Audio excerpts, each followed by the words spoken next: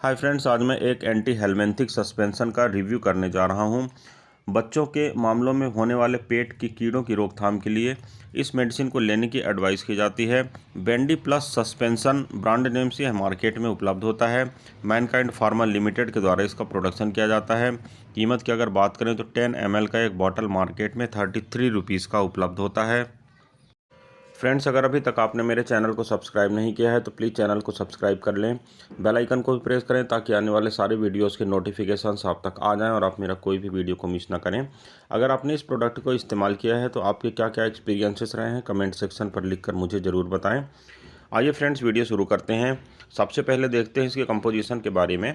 तो फ्रेंड्स, इस सस्पेंशन में आइवरमेक्टिन 1.5 मिलीग्राम और एल्बेंडाजोल 200 मिलीग्राम की मात्रा में उपलब्ध होता है। अब देखते हैं फ्रेंड्स इस प्रोडक्ट से जुड़े कुछ अन्य वैकल्पिक ब्रांड्स के बारे में। तो फ्रेंड्स, एल्बिनम ओरल सस्पेंशन जिसे प्लेनम बायोटेक लिमिटेड के द्वारा बनाया जाता है। आइवरमेक्टिन ए ओरल सस्पेंशन जिसे लिफोर्ड हेल्थ केयर लिमिटेड के द्वारा बनाया जाता है। B Z plus oral suspension जिसे PRM life sciences private limited के द्वारा बनाया जाता है। अरीना ए ओरल सस्पेंशन जिसे वेलजेनिक फार्मा के द्वारा बनाया जाता है। और of worm plus oral suspension जिसे ओजेन प्लस फार्मास्यूटिकल्स लिमिटेड के द्वारा बनाया जाता है।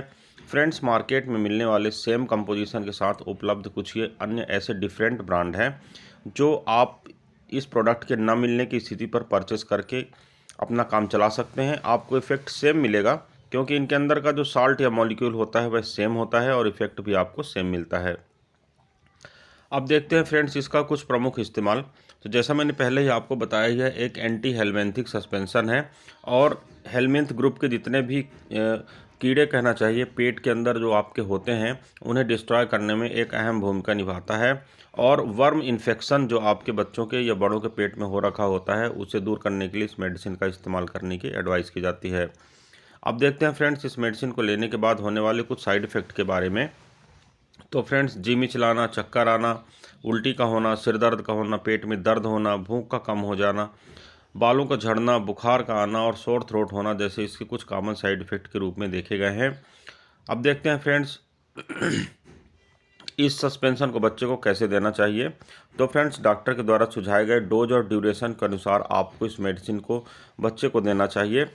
देने से पहले आपको सारे डायरेक्शन को अच्छी तरह से पढ़ लेना चाहिए। मीजरिंग कप यानी जो उसका कैप होता है उसे अच्छी तरह से मापना चाहिए। जितना डॉक्टर ने एडवाइस किया है उतना आपको इसे बच्चे को देना चाहिए। जनरली यह एक सिंगल डोज का सस्पेंशन होता है। सस्पेंशन देने से पहले इसकी एक्सपायरी डेट को अच्छी तरह से चेक कर लेना चाहिए। इसे देने से पूर्व अच्छी तरह से हिलाना चाहिए, उसके बाद ही आपको इस मेडिसिन को बच्चे को देना चाहिए। जनरली यह मेडिसिन एम्प्टी स्टमक यानी खाली पेट दी जाने के लिए एडवाइस की जाती है। अब देखते हैं फ्रेंड्स यह मेडिसिन काम कैसे करती है। तो फ्रेंड्स, कंपोजिशन के सेक्शन में मैंने आपको पहले ही बताया है कि यह मेडिसिन दो प्रकार के मॉलिक्यूल या साल्ट का एक कॉम्बिनेशन होता है। इसमें आइवरमेक्टिन और एल्बेंडाजोल दोनों प्रकार की मेडिसिन होती हैं। दोनों जो मेडिसिन होते हैं वह एंटी हेलमिंथिक होती हैं और पेट के कीड़ों पर अच्छा असर दिखाती हैं। आइवरमेक्टिन नाम का जो साल्ट कंटेंट होता है यह जो वर्म्स होते हैं उनकी मसल और नर्व सेल्स को बाइंड करता है, जिसके कारण उस कीड़े की पैरालिसिस होती है और डेथ हो जाती है।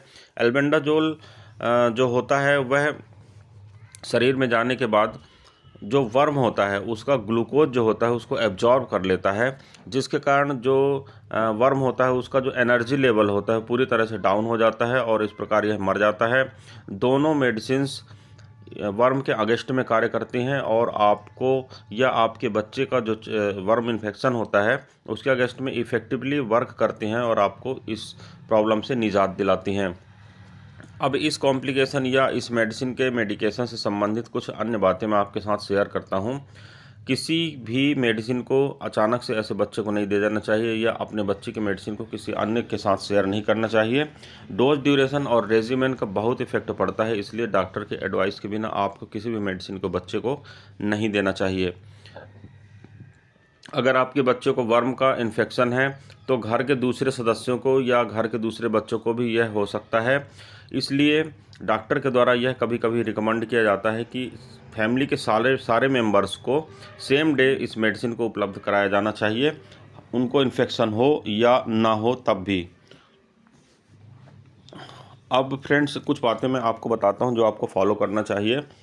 आपको बच्चों को अनकुक्ड या रॉ मटेरियल नहीं देना चाहिए, क्योंकि जनरली कच्चे जो फल होते हैं या सब्जियां होती हैं जिन्हें बच्चे खा जाते हैं बिना धुले, उनमें इनके अंडे होते हैं, जो ये हेलमिंथ होते हैं, वर्म्स होते हैं, इनके अंडे होते हैं, और जिसके कारण वे पेट में चले जाते हैं और धीरे धीरे करके वे डेवलप होने लगते हैं। और आपको अच्छी बैलेंस डाइट बच्चे को प्रोवाइड करना चाहिए, जिसमें हर्ब्स भी हों, फ्रूट्स भी हों, स्पाइसेस हों, जिनकी थेरेपेटिक वैल्यूज़ होती है। और ऐसा करने से इन समस्या से आप बच सकते हैं। बच्चे को बार बार हाथ धोने के लिए और हाइजीन कंडीशंस को अपनाने के लिए इनकरेज करना चाहिए। और बच्चा जब जनरली ख़ास तौर से टॉयलेट गया हो उस टाइम पे वहाँ से जब लौट के आता है तो साबुन से, पानी से अच्छी तरह से हाथ धोने को बच्चे को सिखाना चाहिए, प्रेरित करना चाहिए। बच्चों के जो नाखून हैं उन्हें समय समय पर काटते रहना चाहिए, जो मेन सोर्स होता है वर्म इन्फेक्शन को पेट में जाने के लिए। और आप ऐसा करके बच्चों को वर्म इन्फेक्शन से बचा सकते हैं। आपको अच्छी तरह से हाइजीन मेंटेन करना चाहिए। अपने बच्चों को कपड़े, खाना पीना, सारी चीज़ें आपको बहुत अच्छी तरह से देखना चाहिए। मेडिसिन को देने के बाद अगर किसी प्रकार का इन्फेक्शन आपको समझ में आता है या ठीक नहीं होता है या मेडिसिन की रिपीट डोज देने की ज़रूरत समझ में आती है, तो इस बारे में आपको डॉक्टर से परामर्श करना चाहिए। हालांकि डॉक्टर इस चीज़ को आपको ऑलरेडी प्रिस्क्राइब करता है, अगेन मेडिसिन कब देना है डॉक्टर खुद बताता है आपको। मेडिसिन को देने के बाद फ्रेंड्स अगर किसी प्रकार के एनाफाइलेक्टिक रिएक्शंस होते हैं, जैसे रेसेस का होना, खुजली का होना, या किसी प्रकार का बुखार का आना, गम ब्लीडिंग का होना, मल अगर बच्चे का काला या लाल आता है, या पेशाब में ब्लड आता है, या फिर वोमिटिंग वगैरह लगातार अगर होने लगती है, तो आपको अपने डॉक्टर से इस बारे में परामर्श करना चाहिए और तुरंत बच्चे को हॉस्पिटल लेकर जाना चाहिए। इस मेडिसिन को लेने के बाद आपके जो लीवर के एंजाइम्स होते हैं उनका लेवल बढ़ जाता है।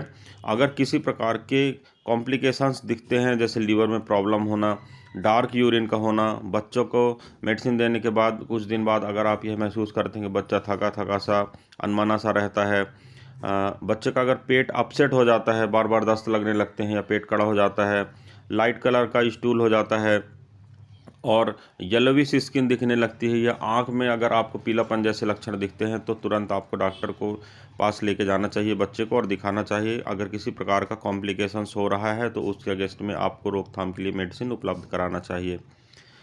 अब देखते हैं फ्रेंड्स कि अगर आप मेडिसिन का जो कोई निर्धारित डोज है, यानी अगला जो प्रिस्क्रिप्शन है, अगर आपने उसे मिस कर दिया है तो फिर क्या करना चाहिए। तो फ्रेंड्स ये किसी प्रकार की घबराने की बात नहीं है।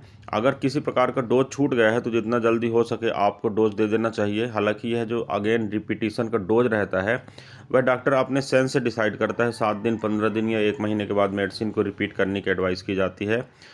केस पर केस यह अलग अलग रेजिमेन हो सकता है। अगर आप कोई डोज भूल गए हैं तो जितना जल्दी हो सके तो आपको डोज को प्रोवाइड कर देना चाहिए, परंतु अगर अगली डोज का समय हो गया है तो डोज को डबल नहीं करना चाहिए और पिछली डोज को स्किप करके जो निर्धारित शेड्यूल वाला डोज है उसे आपको प्रोवाइड करना चाहिए। अब फ्रेंड्स मैं बात करता हूं, अगर बच्चे को किसी प्रकार की लीवर या किडनी रोग से जुड़ी किसी प्रकार की समस्या है तो उस समय पर आप मेडिसिन को देने से पहले डॉक्टर से इस बारे में कंसल्ट अवश्य करें, इसके बाद ही मेडिसिन उपलब्ध कराएँ। तो फ्रेंड्स यह था एक रिव्यू, छोटा सा रिव्यू मेडिसिन के ऊपर। मैं उम्मीद करता हूँ फ्रेंड्स यह वीडियो आपको पसंद आया होगा। अगर वीडियो पसंद आता है तो प्लीज़ वीडियो को लाइक करें, चैनल को सब्सक्राइब करें। हमारे चैनल पर लगातार मेडिसिन के रिव्यू आते रहते हैं। इस वीडियो में फ्रेंड्स बस इतना ही है। किसी अन्य अच्छे इंपॉर्टेंट टॉपिक के साथ आपसे फिर मुलाकात करता हूँ। तब तक के लिए गुड बाय। आपका दिन शुभ हो। जय हिंद।